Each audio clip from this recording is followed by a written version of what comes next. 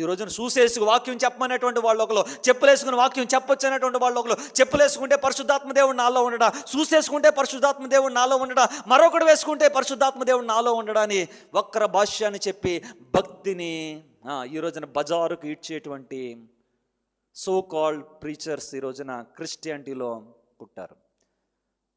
వారి తండ్రి వారికి చెప్పడా, ఏ సన్నగారు పరిశుద్ధాత్మ లేనివాడా, చెప్పులు వేసుకోకుండా బలిపీఠం మీద ఆయన వాక్యం చెప్పడానికి సమర్పణ కలిగి రాత్రంతా మోకాళ్ళ మీద ఉండి వాళ్ళు ఉపవాసాలు చేసి వాళ్ళు రావడానికి, రామగుండంలో ఉన్నటువంటి సురేష్ గారు ఆయన వాక్యం ఆదివారం ప్రసంగం చెప్పడానికి రాత్రి 9ంటికి మోకరించి తెల్లవారుజాము 4 గంటల వరకు నిలువు మోకాళ్ళ మీద ఉండి 2 చేతులు ఇలాగే ఎత్తు ఉంచుతాడంట.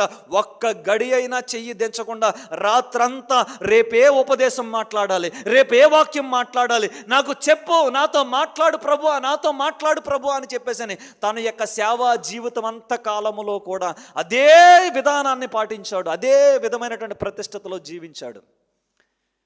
ఒక వాక్యము కొరకు, ఒక ఉపదేశం కొరకు, ఒక ప్రతిష్టత కలిగినటువంటి జీవితం వాళ్ళు. వేసుకున్నటువంటి తెలుపు తప్ప మరి ఎప్పుడు ఏది వస్త్రాన్ని కూడా ధరించుకోకుండా, ఎవ్వరికి ఆకర్షితంగా కనిపించకుండా ఉండకూడదని ఒక ప్రతిష్టతతో జీవించాడండి. చివరి చనిపోయేటప్పుడు అతని జీవితంలో ఒక అర్రముక్క ఇడ్లీ తినలేనంతగా అతను వారానికి 3 రోజులు, 4 రోజులు, 5 రోజులు ఉపవాసాలు చేసుకుంటూ తాను మరణిస్తూ సంఘానికి జీవం కలగాలనేటువంటి నియమాన్ని పట్టుకుని వెళ్ళిపోయాడండి ఆయన.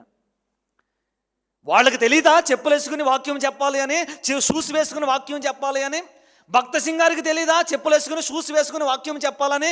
ఈ రోజున వచ్చారండి సో కాల్డ్ ప్రీచర్స్, పరిశుద్ధాత్మ దేవుడు నేను షూస్ వేసుకుంటే ఉండడా, నేను నిల్చున్నటువంటి స్థలం బలిపీఠమా అని అడుగుతున్నారు ఈ రోజున. How dare you! నీకెంత ధైర్యం ఉండాలి, నీకెంత ధైర్యం ఉండాలి? నిన్నటి దినాన విశాఖపట్నం ప్రాంతంలో సువార్త ప్రకటిస్తూ మధ్యాహ్నం వేళ తిరిగిన తర్వాత రోడ్డు పక్క ఉన్నటువంటి ఒక బండి దగ్గర భోజనం చేయడానికి అక్కడ కూర్చుని భోజనం చేస్తున్నాం. ఒక 70 రూపాయలు భోజనం చేస్తుంటే, భోజనం చేసిన తర్వాత నేను ఒక విషయాన్ని అడిగాను ఆమెని. ఒక యవనస్తురాలే అంటే వివాహం అయింది ఆమెకి. అమ్మ, మీరు భోజనం వడ్డిస్తున్నారు కానీ చెప్పులు ఎందుకు వేసుకోలేదమ్మా అని అడిగాను నేను. చెప్పులు వేసుకోకుండా మీరు ఉన్నారేంటమ్మా అని అడిగితే ఆమె అన్నదే, అన్నం వడ్డించేటప్పుడు చెప్పులు వేసుకోకూడదు కదండి అన్నది ఆవిడ.